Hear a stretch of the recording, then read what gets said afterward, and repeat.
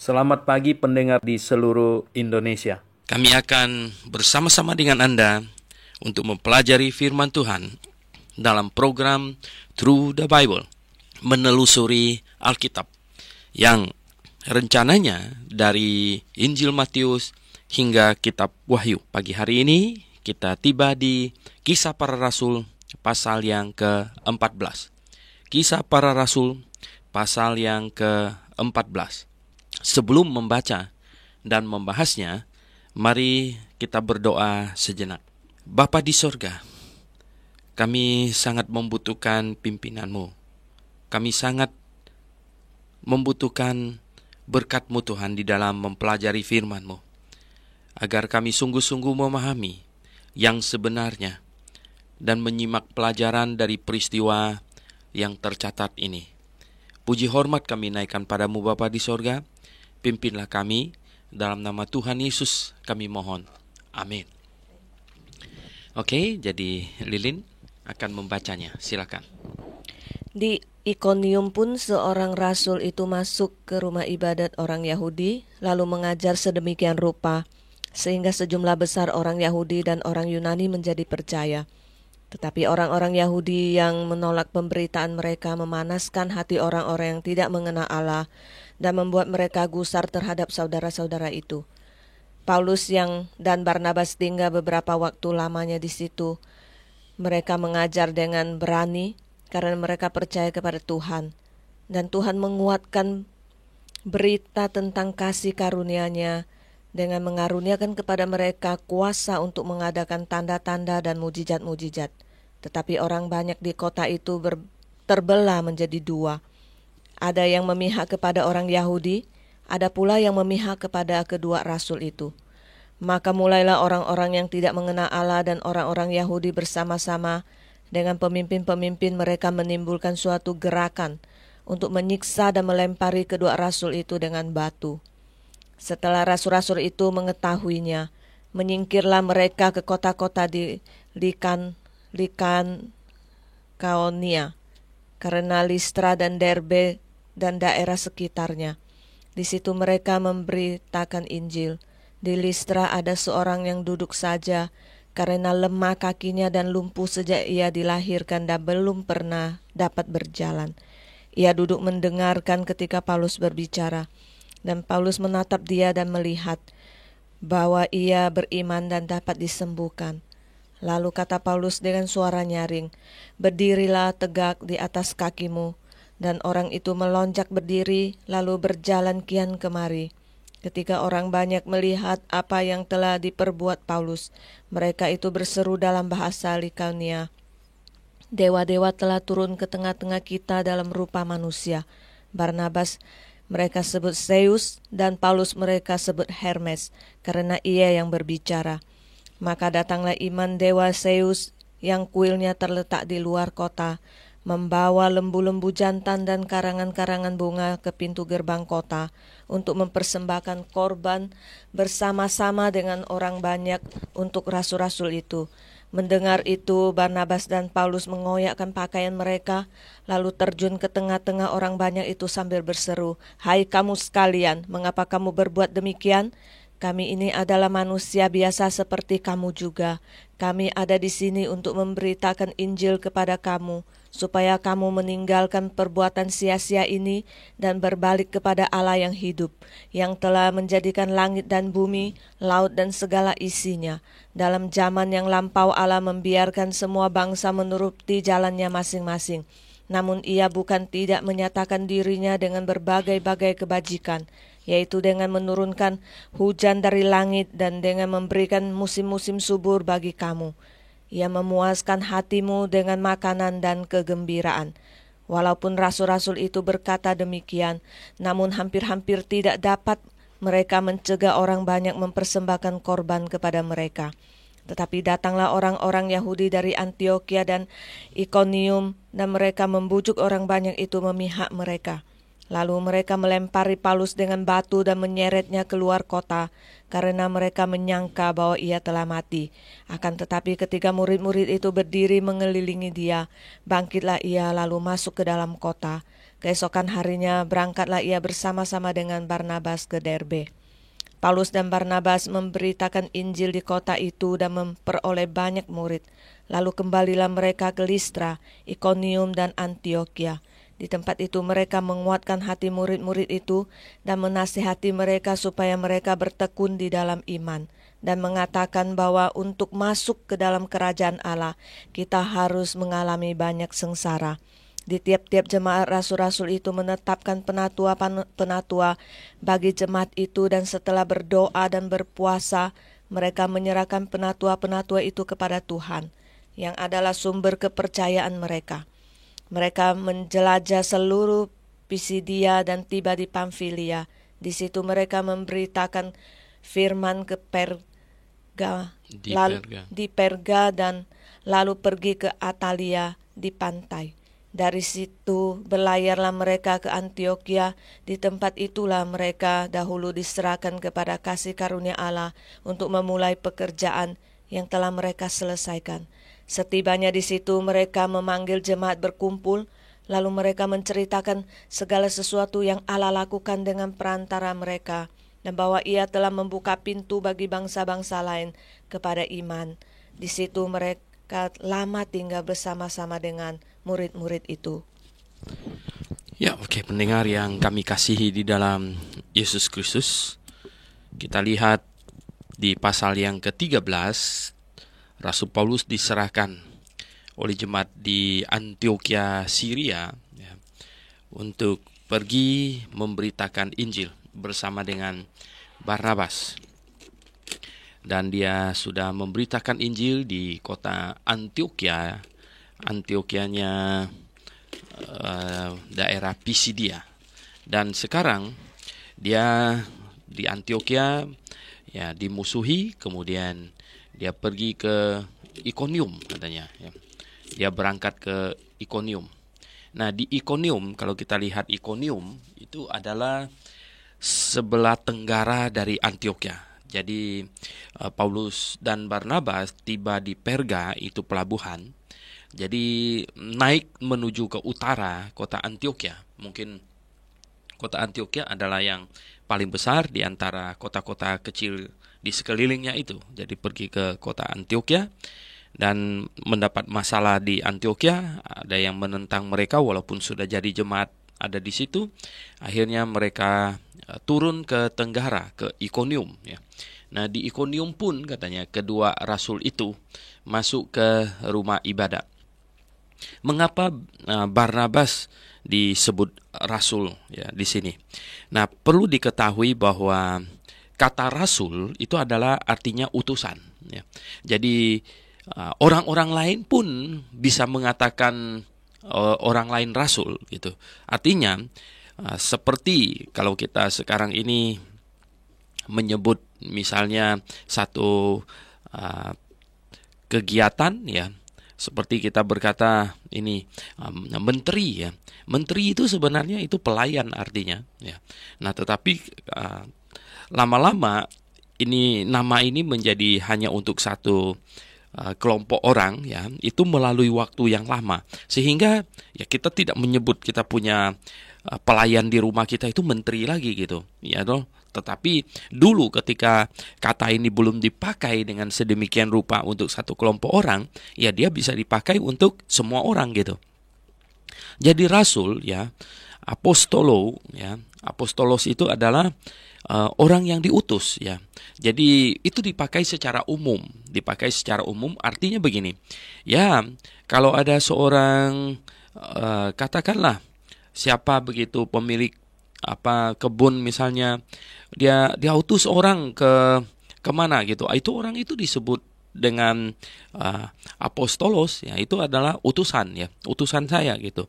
Tetapi ya ketika lama ya di dalam kekristenan, sebutan ini akhirnya mengkristal untuk mereka, yaitu terutama 12 orang yang dipilih oleh Tuhan Yesus. Dan Rasul Paulus di dalam Korintus dia berkata ya, kerasulannya itu adalah karena dia melihat Tuhan katanya ya. Di sini Dia berkata bahwa membuktikan bahwa dia rasul karena dia melihat Tuhan, ya. Dan Tuhan memanggil dia langsung gitu. Jadi akhirnya mengkristal bahwa yang ditetapkan sebagai menjabat rasul. Jadi bukan rasul sebagai orang utusan, tapi yang menjabat sebagai rasul adalah orang yang dipanggil oleh Tuhan secara langsung, ya. Dan ya, diberi kuasa untuk melakukan mujizat. Itu di dalam 2 Korintus pasal 12 ayat 12. Jadi ketika Paulus dan Barnabas di sini disebut kedua rasul itu maksudnya adalah kedua utusan itu. Ya, jadi utusan siapa? Ya, utusan dari jemaat Antioquia yang di Syria. Nah, jadi kedua rasul itu. Tetapi kemudian ya, kalau kita lihat ya, Paulus lah yang dipilih sebagai Rasul Kristus, utusan Kristus, ya, Rasul Kristus secara khusus gitu. Nah, oleh sebab itu kita lihat hanya Rasul Paulus yang mengadakan mujizat. Ya. Barnabas tidak melakukan mujizat, dan kita tidak baca Timotius bikin mujizat, kita tidak baca Titus bikin mujizat, kita tidak baca yang lain-lain bikin mujizat. Tetapi Rasul Paulus, dan itulah sebabnya di dalam 2 Korintus 12 ayat 12, Rasul Paulus berkata bahwa yang membuktikan bahwa dia adalah Rasul Kristus yang sederajat dengan Petrus, dengan Yohanes dan yang lain-lain, adalah dia diberi ya karunia yang sama, yaitu karunia melakukan mujizat.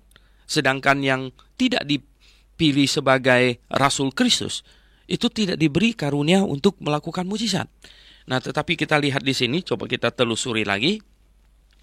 Di sini katanya, ya kedua rasul itu ya masuk ke rumah ibadat orang Yahudi di Ikonium, ya, lalu mengajar sedemikian rupa. Lebih semangat lagi, mengapa? Ya karena ada tantangan, maka harus lebih semangat lagi. Ya. Kalau ada tantangan terus semangat melemah, wah itu gawat. Ya.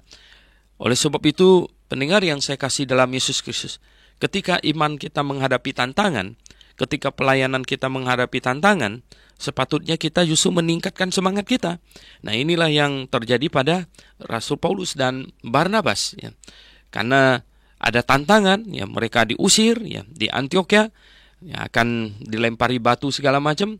Sekarang mereka tiba di Ikonium dan mereka mengajar sedemikian rupa, ya, dengan lebih semangat lagi, ya lebih sungguh-sungguh lagi. Dan hasilnya apa? Sehingga sejumlah besar orang Yahudi dan orang Yunani menjadi percaya. Ya, jadi akhirnya mereka menghasilkan jumlah murid yang besar. Ya. Tetapi orang-orang Yahudi yang menolak pemberitaan mereka memanaskan hati orang-orang yang tidak mengenal Allah. Nah, memanaskan hati orang yang tidak mengenal Allah, yaitu orang-orang yang ya tidak mau mengenal Allah, bahkan ya bukan hanya tidak mengenal Allah, tetapi diperkenalkan oleh Rasul Paulus Allah, mereka tidak mau mengenal Allah. Dan mereka biasanya orang-orang demikian itu adalah orang-orang yang ya hidupnya untuk sesuatu yang jahat, ya. Oleh sebab itu mereka begitu gampang dihasut melakukan sesuatu yang jahat. Nah, pendengar yang saya kasih dalam Yesus Kristus, kita lihat katanya, dan ya membuat mereka gusar katanya terhadap saudara-saudara itu. Jadi mereka gusar. Mengapa mereka gusar? Ya. Mengapa mereka mesti merasa tidak enak gitu, merasa gusar? Adalah karena di mana mereka mungkin mendapat berita Injil yang bersifat mengkritik mereka, maka timbullah kegusaran di dalam hati mereka. Timbullah rasa tidak enak di dalam hati mereka. Karena Injil yang benar itu negatif positif itu seimbang. Ya. Injil yang benar itu menyatakan orang berdosa. Injil yang benar menyatakan bahwa orang berdosa akan masuk ke neraka. Jadi karena orang berdosa akan masuk ke neraka, maka kita perlu kasih karunia Allah. Maka kita perlu ya, Injil dari Allah, kabar baik dari Allah, yaitu keselamatan yang disediakan oleh Allah. Kalau manusia berdosa tidak akan masuk ke neraka, kalau tidak ada ancaman masuk ke neraka, kita tidak ada kebutuhan untuk percaya kepada Injil. Jadi pendengar yang saya kasih dalam Yesus Kristus, pemberitaan Injil yang benar itu bukan membujuk orang untuk percaya kepada Yesus, tetapi memberitahukan kepada orang bahwa dia berdosa dan kalau tidak bertobat serta percaya kepada Yesus Kristus, maka dia akan berakhir di neraka. Jikalau dia takut pergi ke neraka, maka bertobatlah segera, maka sesalilah akan dosamu, dan terimalah Yesus Kristus sebagai juru selamatmu. Jadi bukan membujuk orang untuk percaya, tetapi memberitakan kepada mereka kebenaran dan membiarkan mereka mempertimbangkan apakah mereka mau bertobat dan percaya kepada Yesus atau mereka akan tetap hidup di dalam dosa mereka. Jadi pendengar yang saya kasih dalam Yesus Kristus, mungkin oleh pemberitaan Injil Rasul Paulus dan Barnabas yang tepat dan terang-terangan itu, maka orang-orang menjadi gusar. Sesungguhnya menjadi gusar itu adalah hal yang positif. Itu petanda bahwa Injil yang diberitakan sungguh telah menusuk hati mereka. Bahwa Injil yang mereka dengar itu sungguh bekerja di dalam hati mereka sehingga membuat mereka tidak enak. Cuman ya akhirnya tanggapan mereka terhadap Injil itu ternyata negatif. Jikalau tanggapan mereka terhadap Injil itu positif, maka kegusaran mereka itu akan menghasilkan pertobatan, akan menghasilkan penyesalan atas dosa mereka. Namun, karena mereka tidak rela memberi diri mereka diselamatkan, maka mereka menjadi gusar dan akhirnya mereka melakukan sesuatu yang salah lagi dan dosa bertambah lagi. Jadi pendengar yang saya kasih dalam Yesus Kristus, kita lihat Paulus dan Barnabas tinggal beberapa waktu lamanya di situ. Mereka mengajar dengan berani, karena mereka percaya kepada Tuhan. Jadi mereka tinggal cukup lama di Ikonium rupanya. Ya, biasanya kalau tidak terjadi apa-apa, mereka akan tinggal lumayan lama di situ, agar bisa membekali murid-murid di situ dengan pengetahuan Injil dan banyak hal yang mungkin bisa diajarkan dan diceritakan kepada mereka. Dan di situ dikatakan mereka mengajar dengan berani karena mereka percaya kepada Tuhan dan Tuhan menguatkan berita tentang kasih karunia-Nya dengan mengaruniakan kepada mereka kuasa untuk mengadakan tanda-tanda dan mujizat-mujizat. Jadi kita lihat di sini dan Tuhan menguatkan berita tentang kasih karunia-Nya. Jadi Tuhan menguatkan berita tentang kasih karunia-Nya. Jadi mujizat yang diadakan oleh para rasul ataupun yang lain-lain yang secara insidental melakukan mujizat, jadi bukan yang diberi karunia untuk melakukan mujizat, tetapi yang dengan insidental melakukan mujizat, itu semuanya adalah demi untuk menguatkan berita tentang kasih karunia-Nya, dengan mengaruniakan kepada mereka, katanya, kuasa untuk melakukan tanda-tanda dan mujizat-mujizat. Jadi bukan untuk sok-sokan dan supaya bisa merasa lebih hebat dari pelayan Tuhan yang lain. Jadi semua itu untuk menguatkan berita tentang kasih karunia-Nya. Karena berita tentang kasih karunia-Nya masih bersifat lisan pada waktu itu. Oleh sebab itu hari ini ketika berita tentang kasih karunia Tuhan sudah bersifat tertulis, Tuhan tidak lagi menguatkan beritanya itu dengan mujizat. Tetapi hari ini Tuhan menguatkan beritanya itu dengan sesuatu yang bersifat intelektual. Hari ini kita harus menguraikan Kita harus menguraikan firman Tuhan yang sudah tertulis sifatnya di tangan kita. Jadi bukan sesuatu yang bersifat insidental lagi. Jadi pendengar yang saya kasih dalam Yesus Kristus, katanya di sini tetapi orang banyak di kota itu terbelah menjadi dua. Ada yang memihak kepada orang Yahudi, ada pula yang memihak kepada kedua rasul itu. Nah, maka mulailah orang-orang yang tidak mengenal Allah, ya, sekali lagi dia pakai istilah yang tidak mengenal Allah, dan orang-orang Yahudi bersama-sama dengan pemimpin-pemimpin mereka menimbulkan suatu gerakan untuk menyiksa dan melempari kedua rasul itu dengan batu. Pendengar yang saya kasih dalam Yesus Kristus, tercatat di dalam Alkitab yang dimana sudah dibaca ribuan tahun, ya, bahwa orang-orang jahat, ya, orang-orang yang tidak memiliki argumentasi, orang-orang yang kalah di dalam mempertahankan pendapatnya secara argumentatif, itu selalu melakukan tindakan kejahatan. Dan tercatat di dalam Alkitab sudah dibaca ribuan tahun, di mana orang-orang yang demikian ini tidak segan-segan melakukan sesuatu yang sangat jahat. Dan mereka bahkan menyangka bahwa mereka ada di pihak yang benar. Ini kacau sekali. Oleh sebab itu, pendengar yang saya kasih dalam Yesus Kristus, sesungguhnya sangatlah buruk cara berpikir manusia.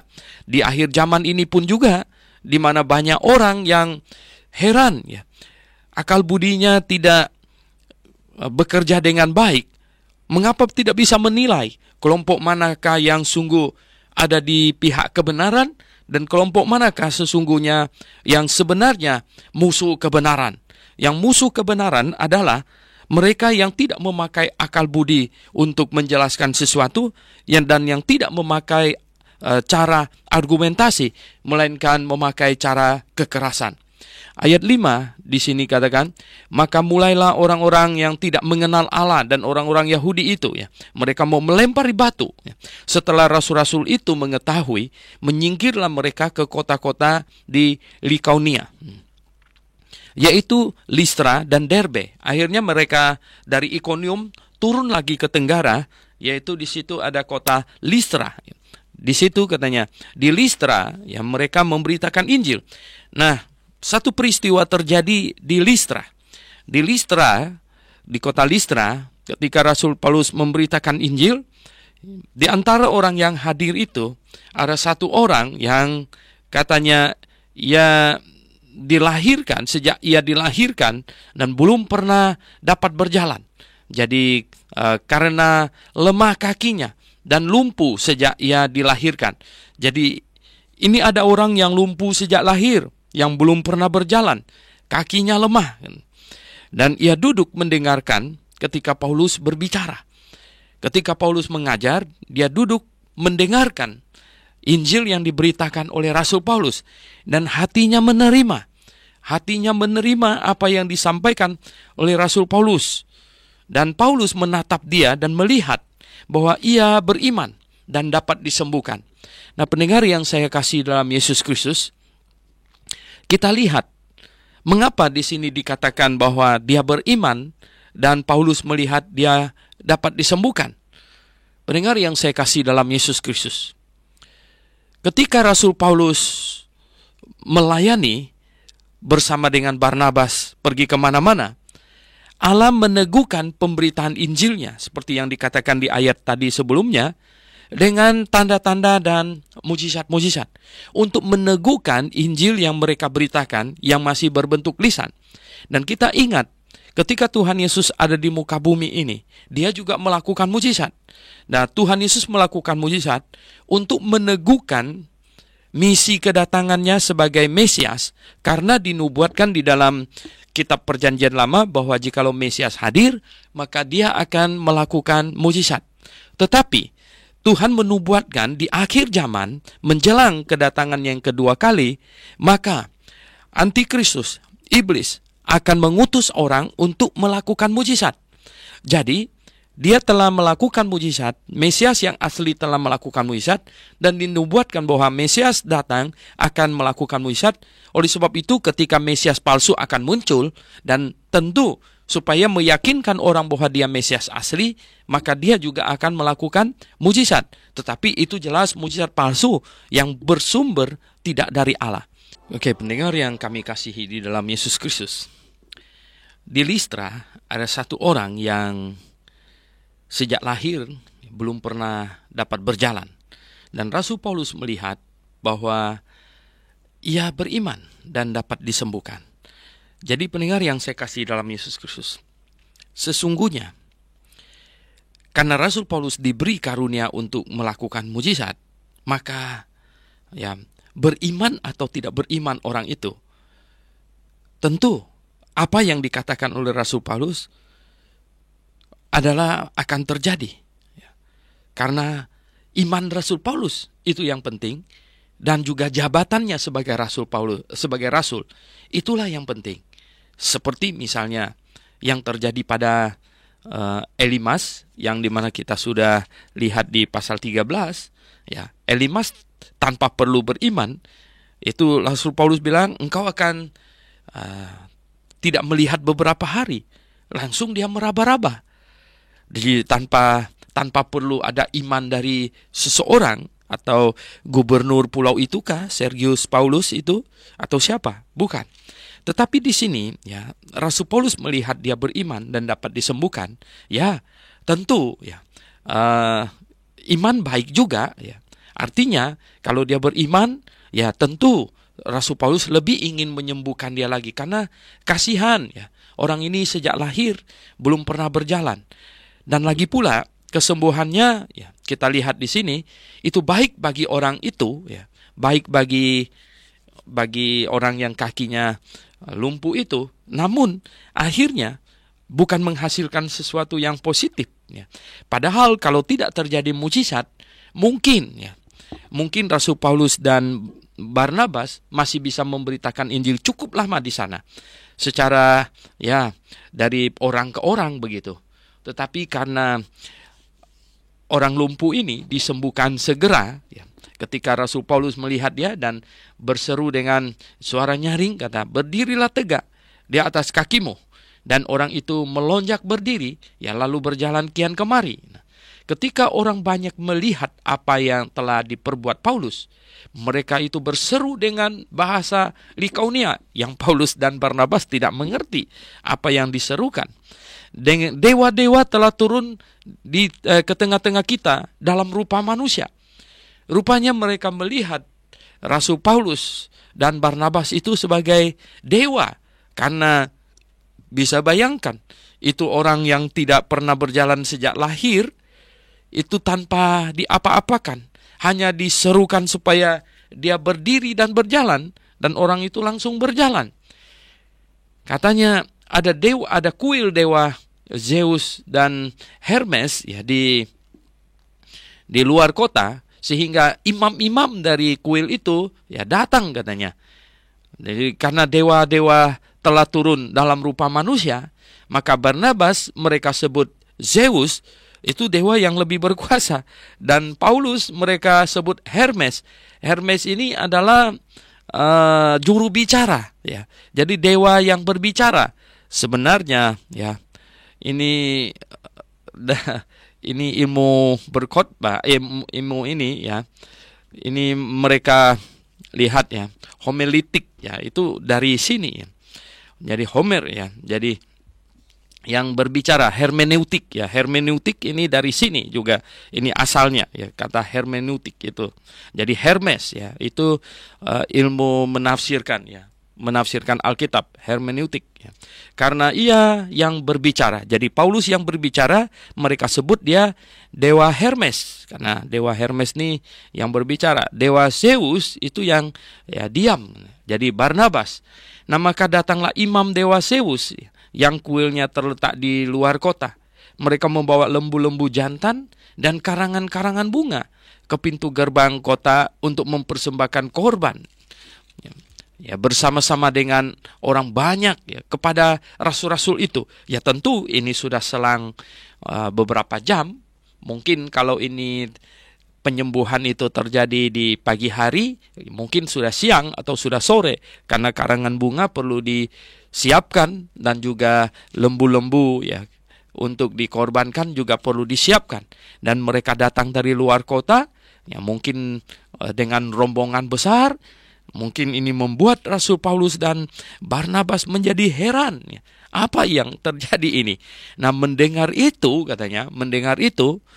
bahwa orang-orang datang rombongan dengan batu dengan dengan ini karangan bunga dan juga dengan lembu-lembu semuanya, bukan karena ada pesta hari apa, tetapi karena ingin mempersembahkan kepada mereka, karena menganggap mereka itu dewa Zeus dan dewa Hermes, maka mereka marah.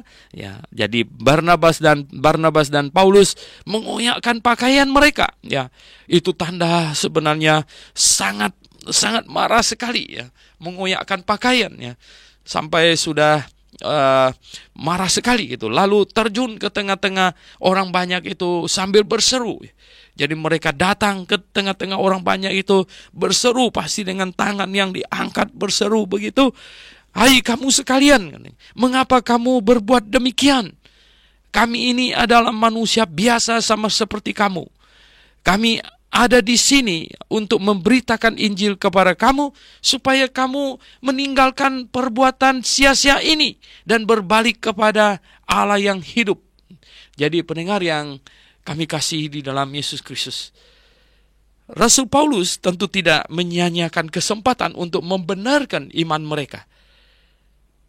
Sesungguhnya mungkin banyak orang berpikir bahwa kalau dibiarkan saja, lalu dengan cara yang lebih apik, orang seringkali mau mengeritik cara Tuhan, bahwa cara Tuhan itu terlalu konfrontasi, bahwa cara Tuhan Yesus memarahi orang Farisi itu terlalu menyinggung perasaan orang. Nah, kalau dia yang lakukan akan lebih manis dan lain sebagainya. Nah, sesungguhnya bukan lebih manis, mungkin kurang tegas malah. Jadi pendengar yang kami kasih dalam Yesus Kristus, Tuhan mau kita tegas terhadap kebenaran. Tuhan tidak mau kita kompromi sedikit pun. Sekalipun kita lihat di sini apa yang dilakukan oleh Rasul Paulus dan Barnabas itu menyebabkan hal yang merugikan mereka sendiri.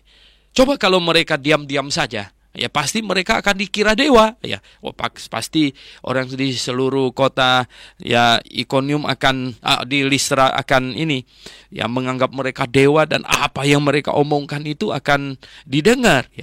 Tetapi pendengar yang saya kasih dalam Yesus Kristus, kita lihat kebenaran harus ditegakkan setegas-tegasnya, dan sekalipun itu merugikan kita, tetapi itulah kebenaran. Rasul Paulus dan Barnabas datang ke situ dan kemudian berkata bahwa kami hanya manusia biasa. Kami hanya manusia biasa. Justru kami datang untuk memberitakan Injil kepada kalian, supaya kalian meninggalkan perbuatan yang macam begini. Nah, pendengar yang saya kasih dalam Yesus Kristus, ketika mereka mendengar bahwa Rasul Paulus dan Barnabas ini adalah manusia biasa, kalau manusia biasa jadi nggak usah ditakuti. Dan karena dia manusia biasa, ya udah, kalau gitu ini persembahan lembu ini kita bawa pulang, kita makan. Dan karena dia manusia biasa, dan mereka tidak takut untuk melempari mereka dengan batu. Jadi pendengar yang saya kasih dalam Yesus Kristus, kita lihatlah, ketika kita berkata kita manusia biasa, kita tidak ada kelebihan apa-apa, maka orang mungkin berani bertindak seenaknya terhadap kita. Tetapi bolehkah kita lalu berbohong seolah-olah kita manusia penting? Seolah-olah kita manusia istimewa? Oh, pendengar yang saya kasih dalam Yesus Kristus, sungguh mengerikan kalau kita berani berbohong demikian. Saya mendapat cerita gitu dari seorang diaken saya. Dia bertemu dengan seorang ibu. Seorang ibu ini mempunyai seorang keponakan wanita yang lumayan cantik. Kemudian ada seorang hamba Tuhan muda yang berpacaran dengan keponakannya. Setelah sekian lama penginjil ini, hamba Tuhan muda ini berpacaran dengan keponakannya, kemudian meninggalkan keponakannya dan pacaran lagi dengan perempuan lain. Sehingga ibu ini ketika bertemu dengan penginjil yang mata keranjang itu dan menegurnya dan berkata bahwa kamu hamba Tuhan tidak boleh begitu, pacaran main seenak-enak begitu. Itu hamba Tuhan itu yang hamba Tuhan tanda petik itu bukannya merasa tidak enak, malah berkata kepada ibu itu, dia bilang, jangan berbicara begitu terhadap saya. Dia bilang, nanti saya kutuk kamu. Wah, pendengar yang saya kasih dalam Yesus Kristus. Bayangkan ya, bayangkan. Ini jelas bukan hamba Tuhan ya, yang dinasehatin orang ya. Malah bukannya insaf, malah bukannya misalnya berkata, ya ibu, ya terima kasih untuk nasihatmu, ya. Tetapi ya saya bukan meninggalkan keponakan ibu karena apa? Ya bisa saja ada sebab yang lain, misalnya karena kami tidak cocok, ya begini begitu. Ya mungkin ya tantenya akan menerima dan lain sebagainya. Tetapi dengan berkata, jangan berbicara begitu terhadap saya ya. Nanti saya kutuk kamu. Wah, seolah-olah ya dia itu dewa turun dari langit gitu. Seolah-olah dia itu mempunyai kekebalan, entah kekebalan apa. Kalau kedutaan kita tahu itu kekebalan diplomatik gitu ya. Tetapi ini orang punya kekebalan apa? Dia mau kutuk orang segala macam. Sudah jelas yang macam begini bukan hamba Tuhan, tapi hambanya mungkin Hermes sama Zeus itu yang benar. Tetapi Paulus dan Barnabas tidak demikian. Mereka berterus terang. Mereka berkata, kami manusia biasa. Nah, karena berkata kami manusia biasa inilah, maka orang-orang di Listra jadi tidak takut kepada mereka. Dan kita baca seterusnya, akhirnya mereka malah dilempari batu ya. Akhirnya mereka lihat katanya, dalam zaman yang Paulus khotbah terus ya. Dalam zaman yang lampau katanya, Allah membiarkan semua bangsa menuruti jalannya masing-masing. Namun ia bukan tidak menyatakan dirinya dengan berbagai-bagai kebajikan, yaitu dengan menurunkan hujan dari langit dan dengan memberikan musim-musim subur bagi kamu, yang memuaskan hatimu dengan makanan dan kegembiraan. Nah, walaupun rasul-rasul itu berkata demikian, namun hampir-hampir tidak dapat mereka mencegah orang banyak mempersembahkan korban kepada mereka. Karena mereka begitu antusias bahwa Barnabas itu adalah Zeus dan Paulus itu adalah Hermes. Hampir-hampir katanya tidak dapat mencegah, berarti sudah berhasil dicegah. Berarti mereka dua berkata bahwa kami bukan dewa yang turun dari langit. Kami manusia biasa. Kami datang kepadamu memberitakan Injil. Justru supaya kalian jangan percaya lagi sama dewa-dewa begini. Itu semuanya cerita bohong. Ya. Itu semuanya adalah satu kesalahan. Di mana zaman dulu Tuhan sudah bermurah hati menurunkan hujan dan lain sebagainya. Dan sekarang dia mau kalian bertobat dan percaya kepadanya. Pendengar yang saya kasih dalam Yesus Kristus, kalau kekristenan datang ke satu tempat, kemudian pengajaran kekristenan ini dikawinkan aja dengan budaya setempat, atau di merger gitu dengan pelajar atau agama setempat atau kepercayaan setempat, ya tradisi animisme setempat, mungkin tidak ada persoalan akan terhadap penganiayaan segala macam, tidak akan ya. Bahkan hamba Tuhan mungkin akan sangat dihormati ya. Tetapi ketika kita mau beritakan Injil yang benar, ketika kita mau menyadarkan orang, ketika Injil masuk ke satu daerah apapun juga, di situ pasti sudah ada kebudayaan yang dimana iblis ikut campur tangan di dalamnya. Di situ mungkin sudah ada kepercayaan, animisme dan lain sebagainya yang sudah mendarah daging pada masyarakat setempat. Dan ketika Injil masuk, ketika Injil dikumandangkan, ketika dinyatakan bahwa itu tidak benar, ketika diserukan pertobatan, ketika dikatakan bahwa semua itu harus ditinggalkan dan sekarang harus percaya kepada Yesus Kristus, maka akan timbul pilihan di antara mereka, akan dihadapkan kepada dilema orang-orang setempat di situ. Akan membuat mereka sekarang harus memilih. Mereka sungguh-sungguh bertobatkah, menyesali perbuatan mereka yang lama itu, dan percaya kepada Injil yang mereka dengar, atau mereka tetap pegang kepada yang lama itu. Dan kemudian mereka pasti akan membenci pemberita Injil yang baru itu.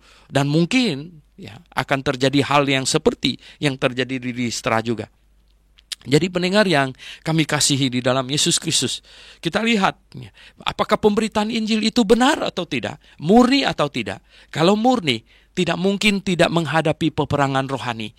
Jadi pendengar yang saya kasih dalam Yesus Kristus, kecuali kita mergerkan saja. Ada gereja yang memberitakan Injil misalnya di kalangan orang Tionghoa. Oh, nggak apa-apa, masih boleh itu menyembah bapaknya di kuburnya, masih boleh pegang hio, jadi menyembah bapaknya, mamanya. Nah, nggak apa-apa, kata nggak apa-apa gitu. Ya jelas, ya tuh. Itu banyak orang akan ini ya, orang Tionghoa yang mungkin mereka segan untuk meninggalkan adat istiadat, dan karena ini pengajaran baru ini ya tidak mengajarkan mereka untuk meninggalkan adat istiadat yang salah itu, melainkan di merger. Ya akhirnya mereka mungkin menjadi ya oke, kita gabungkan saja, kita sekarang masuk saja ke agama yang baru ini, karena ini sebenarnya adalah agama yang dimergerkan dengan adat kita. Namun pendengar yang saya kasih dalam Yesus Kristus, ketika Injil yang benar dikumandangkan, ketika kita menyerukan dosa, ya, kita menegur dosa, kita menyerukan pertobatan, dan kemudian kita beritakan Injil, dan kita serukan supaya orang tinggalkanlah semua hidupnya yang lama, tinggalkanlah semua perbuatan dosa, dan sekarang ya bertobatlah, artinya menyesalinya, dan terimalah Yesus sebagai Tuhan dan Juru Selamatmu. Oh, itu tidak gampang. Itu tidak gampang. Tetapi gampang atau tidak gampang, baik atau tidak baik waktunya, tetap Injil harus diberitakan. Karena apa? Di antara begitu banyak orang yang mendengar, ya mungkin tidak semua orang bisa terima, mungkin tidak semua orang bisa diselamatkan. Namun kita hanya akan menyelamatkan, dan kita hanya bisa menyelamatkan orang-orang yang ingin diselamatkan, orang-orang yang rela bertobat, orang-orang yang mau masuk surga, mereka yang cinta kebenaran. Kita lihat di sini di ayat yang ke-19. Tetapi datanglah orang-orang Yahudi dari Antioquia ya, yang kota yang sudah mereka tinggalkan, dan Ikonium yang kota yang mereka sudah tinggalkan juga, dan mereka membujuk orang-orang banyak di situ memihak mereka. Lalu mereka melempari Paulus ya dengan batu dan menyeretnya keluar kota. Kelihatannya mati ini katanya, karena mereka menyangka bahwa ia telah mati. Ya, sebenarnya Rasul Paulus mungkin sudah mati dan dibangkitkan lagi. Akan tetapi ketika murid-murid itu berdiri mengelilinginya, jadi murid-muridnya berdiri mengelilingi dia, bangkitlah ia lalu masuk ke dalam kota. Jadi dilempari batu sudah bonyok begitu ya, dan sekarang dia bangkit dan masuk ke dalam kota. Keesokan harinya berangkatlah ia bersama-sama dengan Barnabas ya ke Derbe. Jadi ke Derbe itu turun lagi ke lebih tenggara lagi. Jadi pendengar yang saya kasih dalam Yesus Kristus, kita lihat ya perbuatan jahat ya, kriminal terjadi, namun ya ini pemerintah saat itu tidak membela kebenaran. Mereka membela orang-orang salah. Mereka tidak membiarkan orang berargumentasi. Mereka memihak kepada orang-orang yang salah. Jadi pendengar yang saya kasih dalam Yesus Kristus, kita puji syukur kepada Tuhan, karena Tuhan adalah Allah yang maha adil. Kita tahu ya, di atas kita ada pemerintah yang ditugaskan untuk menegakkan keadilan. Namun jikalau pemerintah tidak melaksanakan tugasnya dengan baik untuk menegakkan keadilan, kita bersyukur masih ada satu tingkatan pengadilan lagi di atas pemerintah, yaitu nanti semua orang akan diadili dengan seadil-adilnya. Oleh sebab itu pendengar yang saya kasih dalam Yesus Kristus, banyak orang tidak tahu bahwa orang yang akan masuk ke neraka akan dihukum dengan hukuman yang berbeda-beda. Orang yang masuk ke neraka yang karena tidak percaya kepada Yesus tetapi tidak banyak berbuat kejahatan, ya hukumannya di neraka akan lebih ringan.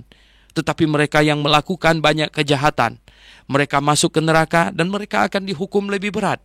Sedangkan yang percaya kepada Yesus Kristus, yang percaya, yang bertobat dan percaya kepada Yesus Kristus, semua dosanya ditanggung oleh Tuhan Yesus, dia pasti akan masuk surga.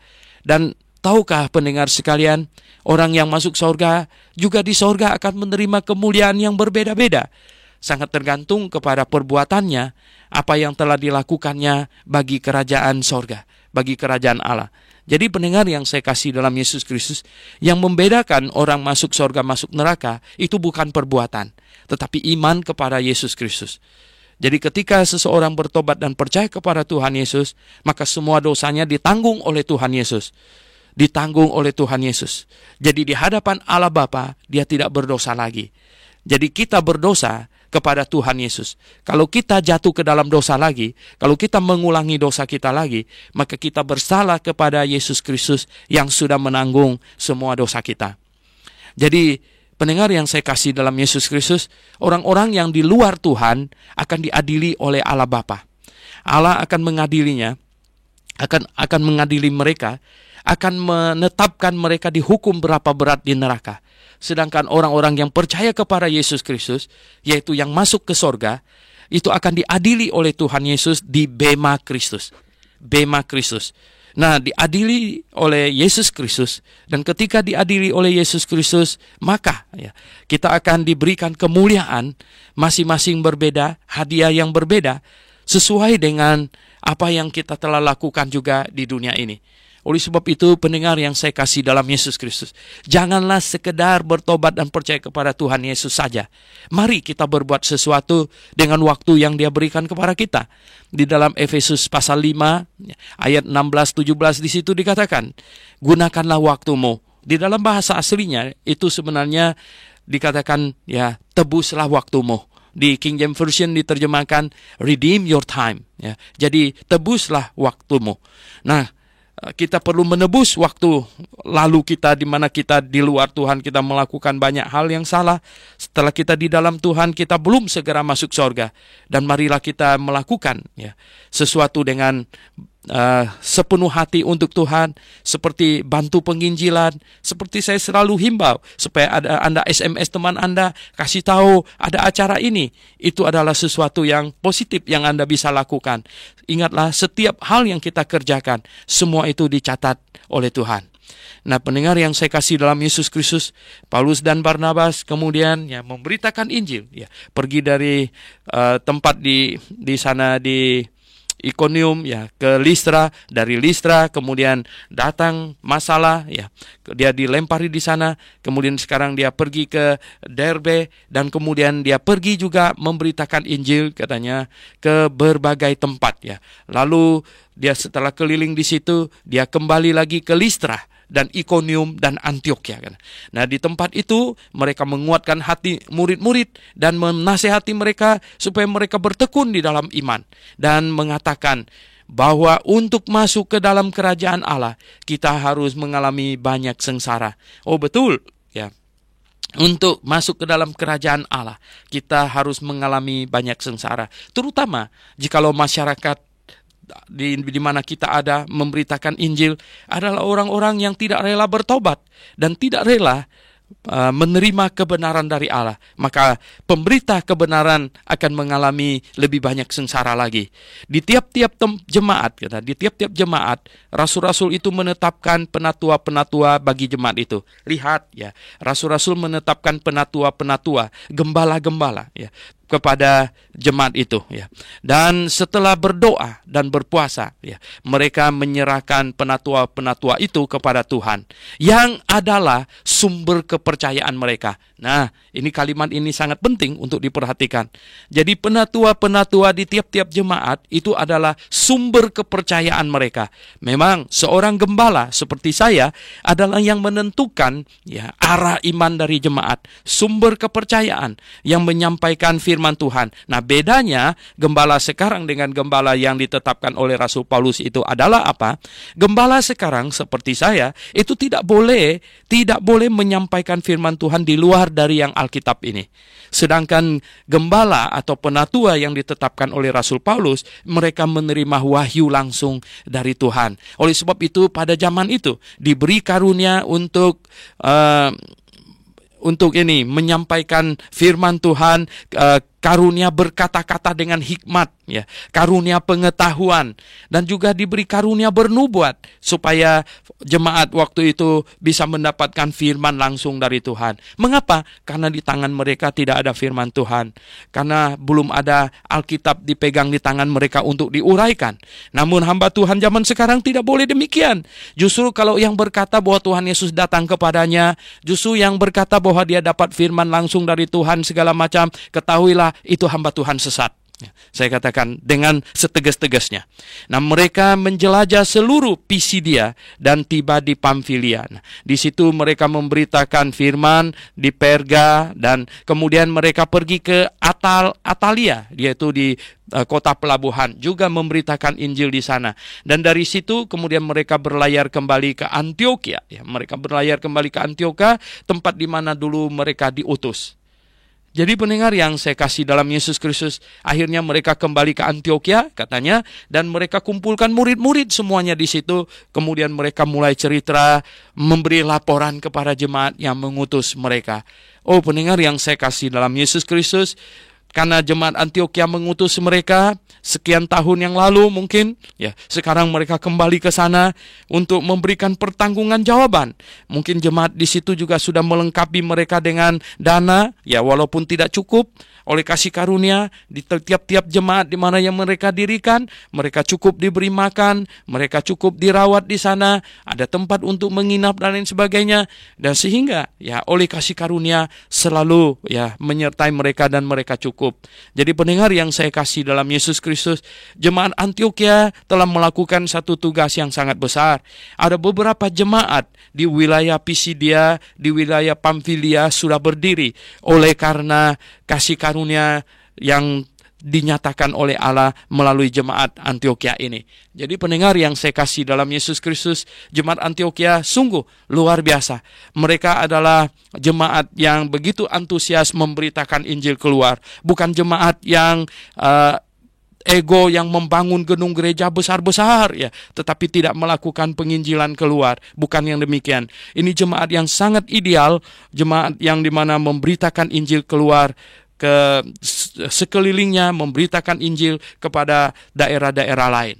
Nah, pendengar yang saya kasih dalam Yesus Kristus, mari kita berdoa ya, pemberitaan firman Tuhan, penguraian kita pasal 14 Kisah Para Rasul sampai di sini. Mari kita berdoa. Bapa di sorga, kami mengucap syukur atas firman-Mu.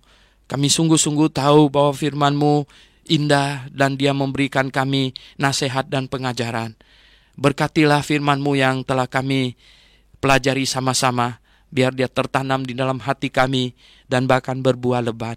Kami berdoa dalam nama Tuhan Yesus Kristus. Amin.